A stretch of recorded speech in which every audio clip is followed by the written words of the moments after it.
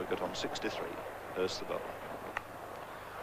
That's the first runs of the day from the bat. The 2 runs here for Boycott. Just steered it wide of gully. Comes back very comfortably for the second run.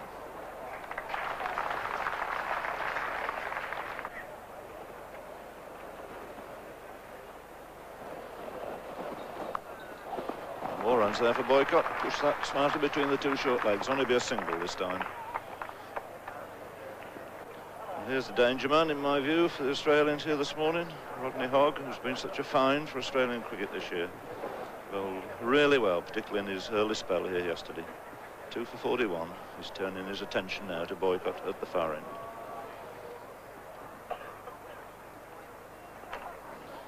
A very gentle, medium-pace loosener there.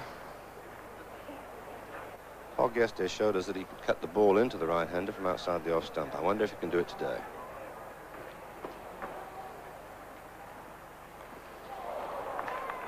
Not far away from the finer of the 2 short legs, but played with sufficient skill for Boycott to take a single.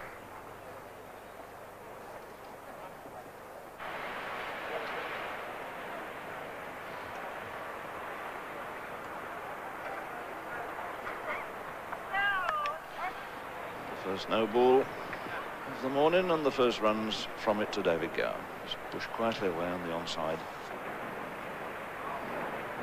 Hogg round the wicket to Boycott. Just nudge that away through the short legs. Just a single in it.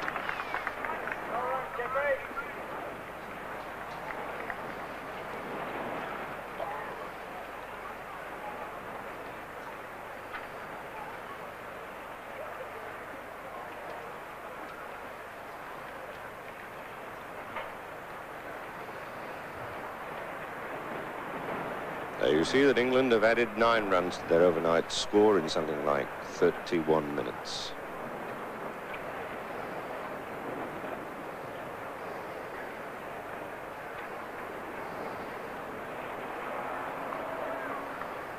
And he's gone.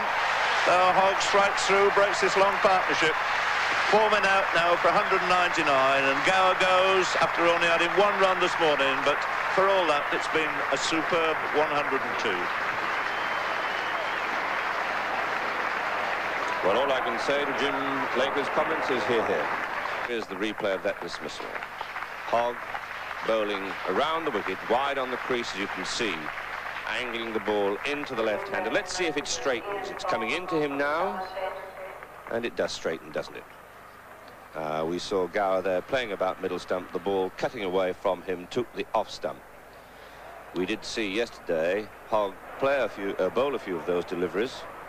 Again, closer this time. We're getting a real bird's eye view here.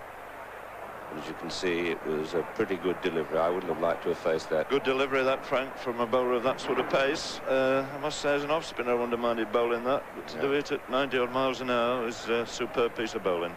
A great round of applause for David Gower, the 21-year-old left-hander from Leicestershire. So Ian Botham has made his way out quietly to the wicket. See his test record there. 300 is made in 12 test matches, averaging 42. On the other hand, Hogg bowls one like that, England could be in a bit of trouble here. Gower's innings of 102 took 248 minutes, included 9 boundaries, and he received 220 balls.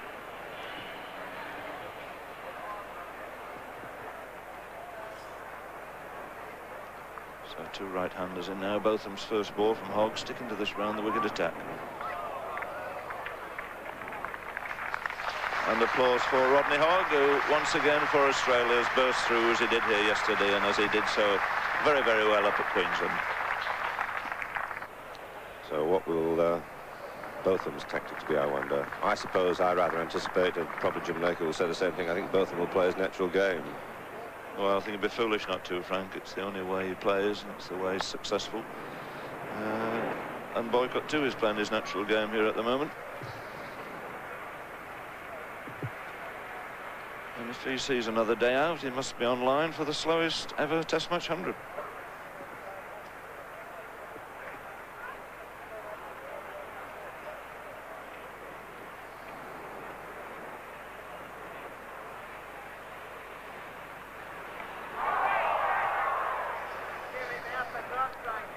Spirited shouts again going up there from the slip fielders, but there we see the ball. No, he didn't hit it, but he was well forward and the point of contact outside off stump.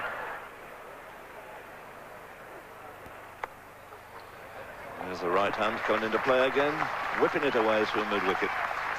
And Balsam can move a bit quickly through the wickets. He'll make his ground quite comfortably.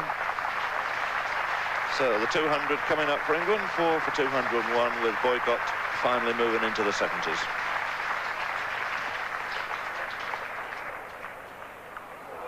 Oh, a sign of aggression. A hook shot from Boycott. It's one, fielded there by Hogg, back for 2. Well, was that a vision before my eyes? Is that right, Boycott really slashed one?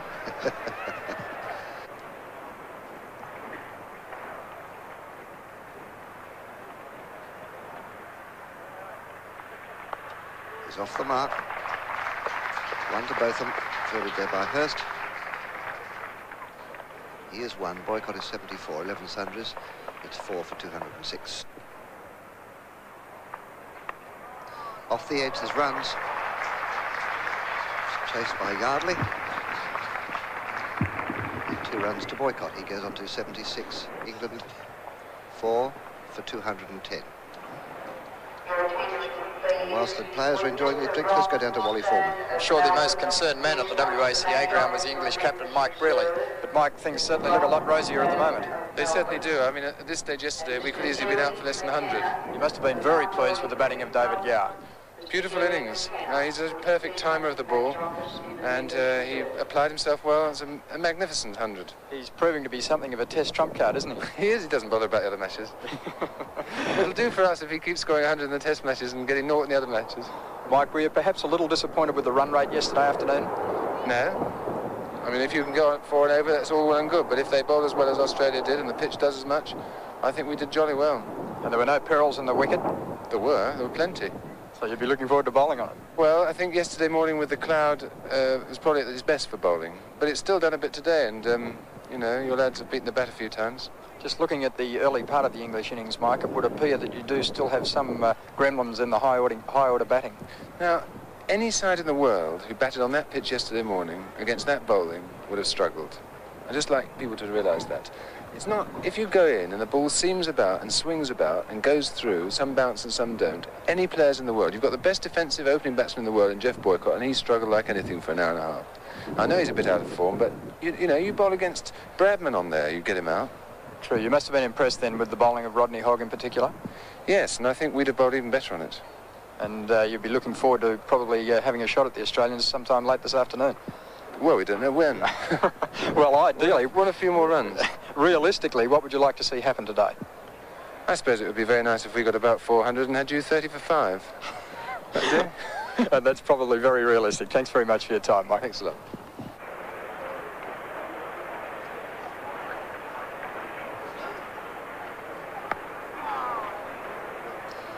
The ball bouncing a little bit.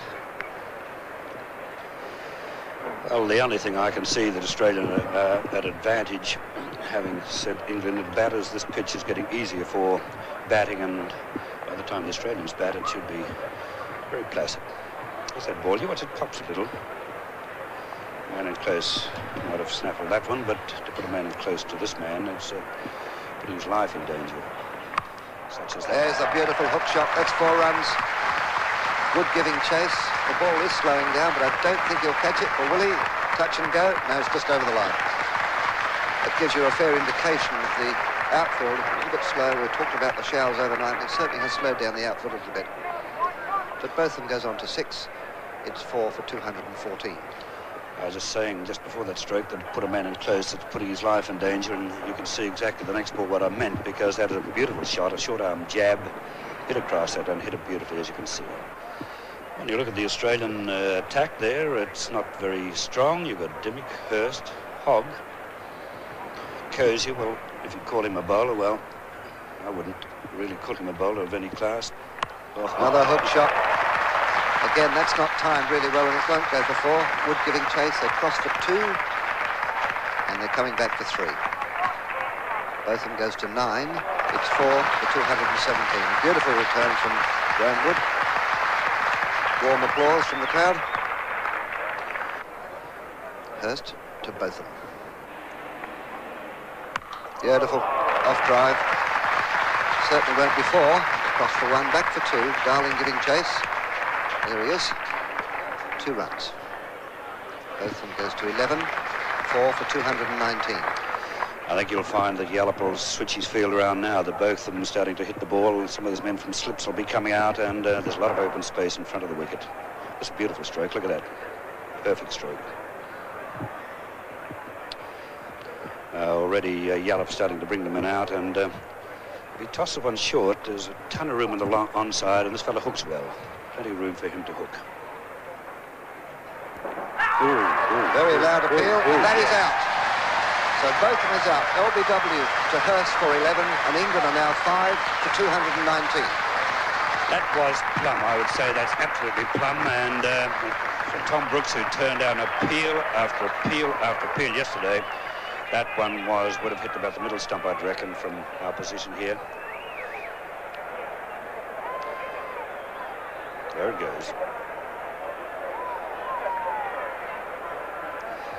Well, you saw it, and oddly enough, a few yesterday looked very adjacent like that one, and turned down. But anyhow, the danger man is out, Botham, because he just started placing very fine strokes. Scored 11 runs, but he looked very effective. There we go. There you see Geoffrey Miller from Derbyshire, the all-rounder. Oh, it was a good delivery. My goodness, that was close.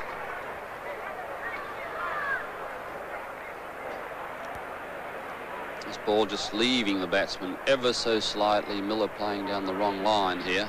Fortunately for him, close to stumps, close to outside edge, and not close enough from the Australians' point of view, though.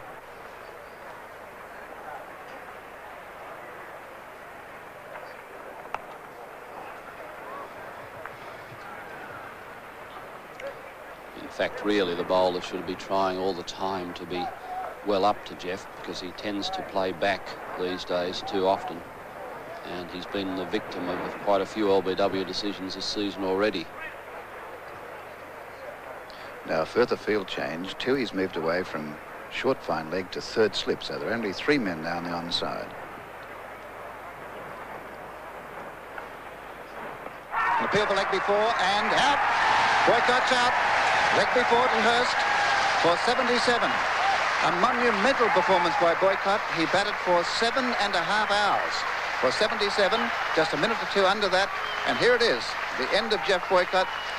A tremendous performance in terms of patience. And Boycott is out, and Australia right back in this game at 6 for 224. And Hurst has 2 for 56.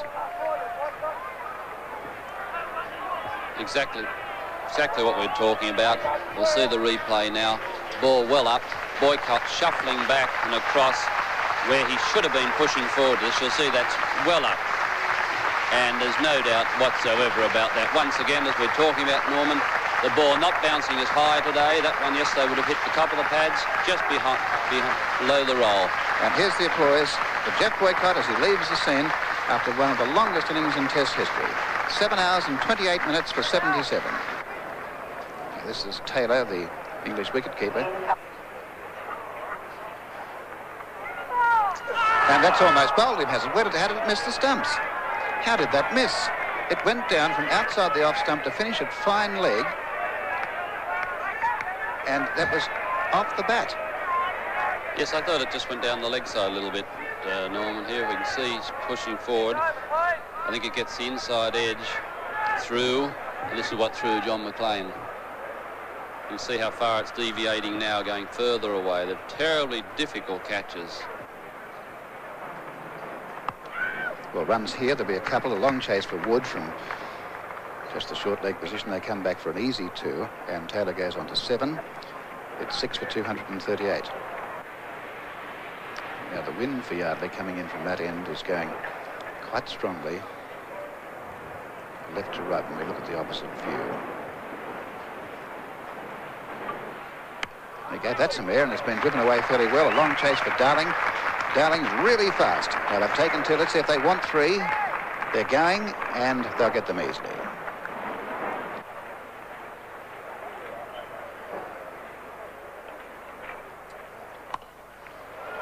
There's a friendly full pitch, put away quite nicely by Miller, driven straight. I think they might just have taken a little bit of sting off it, but not sufficient to prevent it going through for 4.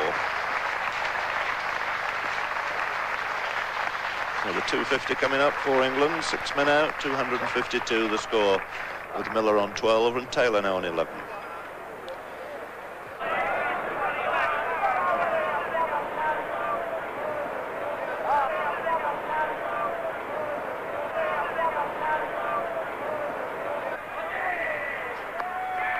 That's a chance.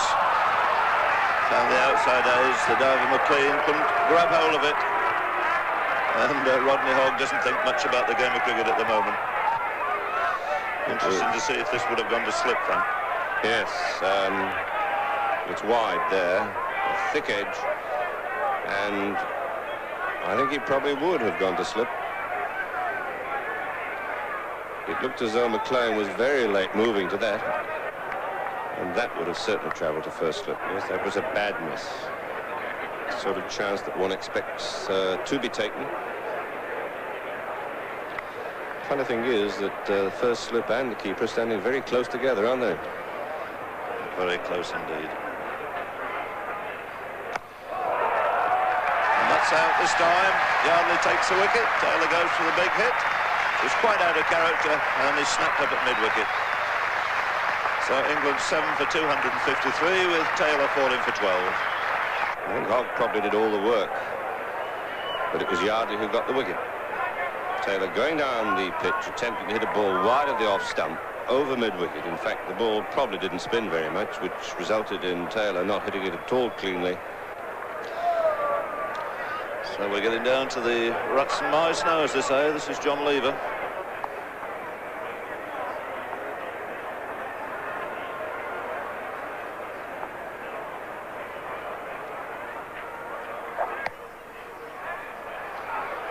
Up the other end, and it's a wonderful throw, very close indeed to Lever. He's just making his ground, going quite casually. Lovely piece of work in the field. Well, that's hooked away by Miller, dropped it short, and no problems at all with nobody back there. 3 short legs in, and Miller tucks it away and collects a boundary down to long leg.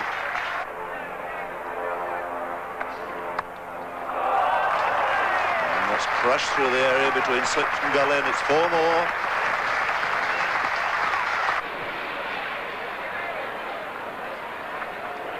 And a chance, and caught by Cozier.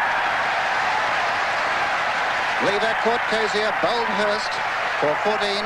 Miller not out 35. 8 for 295.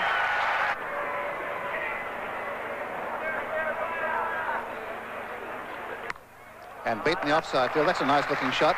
Darling may not get this. It may beat him out through the... Over the line it goes. Yes, 4 to Miller. That's 299 the total. Yes, he'll get a single. And that's the 300 up for England. England 8 for 300, with Miller on 40 and Willis yet to score.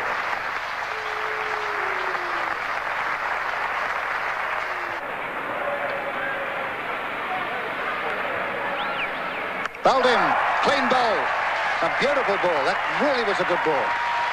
Miller bowled by Hogg for 30, England 9 for 300, and Hogg has 4 for 52. That was a magnificent ball.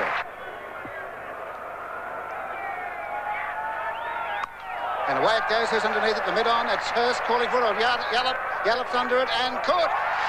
Great catch. Well, that stayed an awful long while in the air. Here it is now. Bob Willis this time winding up again. Straight up in the air, as you can see Friday swing, and look at the eyes of the players, and Hurst really should have been his cap, but now he's calling for his captain. He's come over, and Yallop's grasped it there, very relieved. Now there's Hogg leading the team in. He finished with 5. Well, the first ball of this Australian innings to Wood.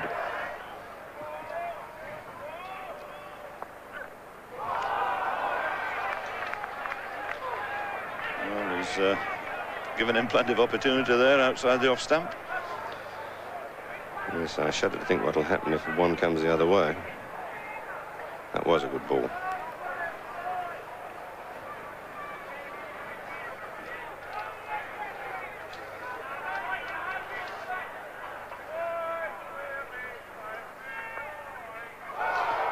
Came very, very close then to get in an edge.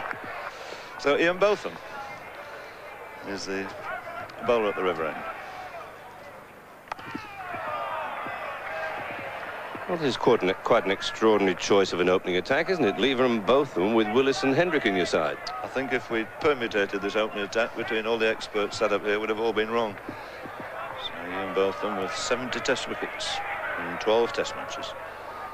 4 slips in a gully, waiting for the edge. And another shout and a shake of the head from Robin Bayless up there. And the only reply being a leg-by signal.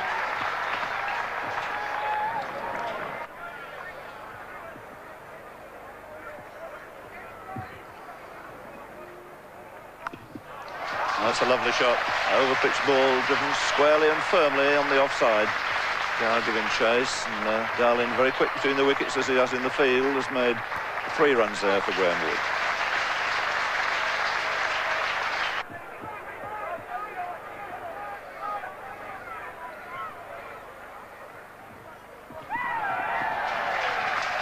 Well, they went through with the shot this time. Didn't quite middle it, but got on top of it, hooked it down all the way along the ground to Lever at long leg, and Darling now also is underway. 2 runs there for him. So this duel to be resumed between Lever and Wood.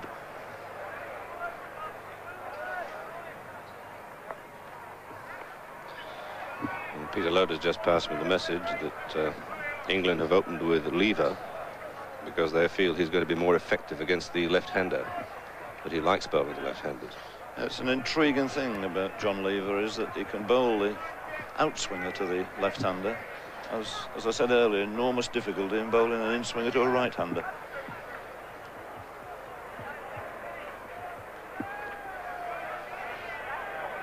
Possibly because he's got to push the ball across the right-hander before he swings it in. That's right. Once he pushes it across, he usually finds it keeps going across. But that's the other one that came back. Good delivery and a good shout, and he's gone. And Wood is out LBW, and Lever surprised him there with the one that came back.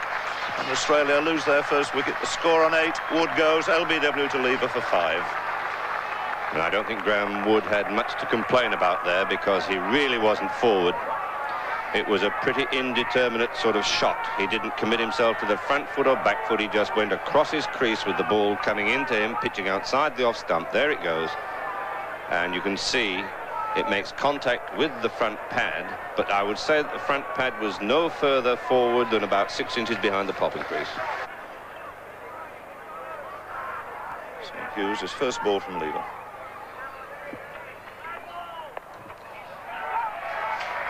Oh, my word, if he'd had another short leg in, that could have been dangerous.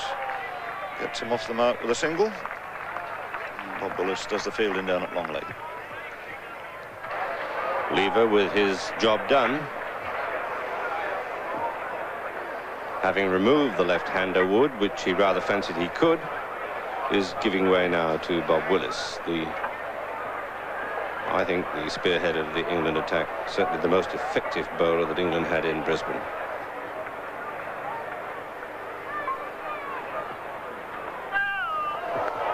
No ball bouncer. It wouldn't have made any difference. I think Hughes was committed to the shot before the call came through to him. What a beautiful shot, 4 runs. Superb square cut by Hughes. He goes on to 14, it's 1 for 28. Well, there's been some good shots played by English batsmen, but none better than that one. Like similar, what's this? A beautiful stroke. He gets right over it. That is absolutely perfect, and he really middled the ball. Hughes, I noticed in Brisbane, he gets over the ball very well. He picks the flight of the ball up quickly, and I think just outside the off stump, which I expect this delivery to be, he gets over rather quickly. There's the straight back. He's bowled it. Said that, clean bowled him. What a beautiful delivery too. We'll have another look at that in a moment, but I've got a feeling that may have left Hughes. Anyway, Hughes is out, bowled by Willis for 16, and Australia are now 2 for 34. That's his delivery. Let's see what happens to this delivery. He just played inside the ball, and the ball definitely a little leg cutter. The new batsman, Graham Yallop, the Australian captain. Yallop yet to score, facing Hendrick. Oh, what a good one. Well, that's just what we're saying. He slants it away to the slips, and he's very accurate, as I mentioned, and that was a very good delivery. It completely upended Yallop. But Yallop goes to the push.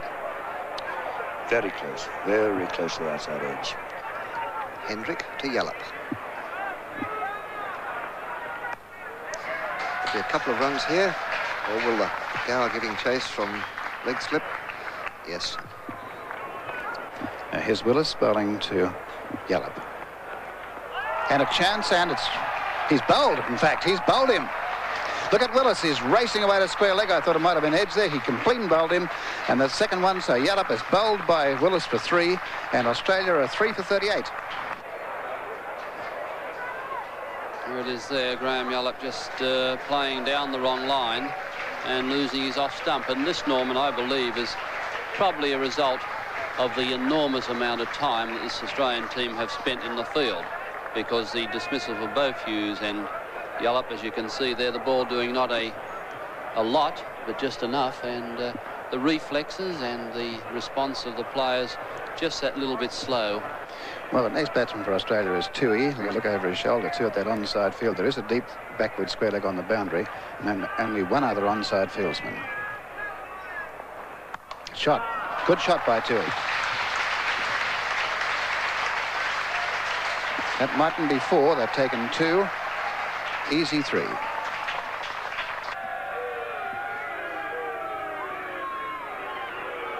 And is it a run again? No, there isn't. There's a misunderstanding. The shot at the far end. Is he cut out? He's out. He's out. Tragedy for Australia. Darling has ran himself out for 25. Australia 4 for 60.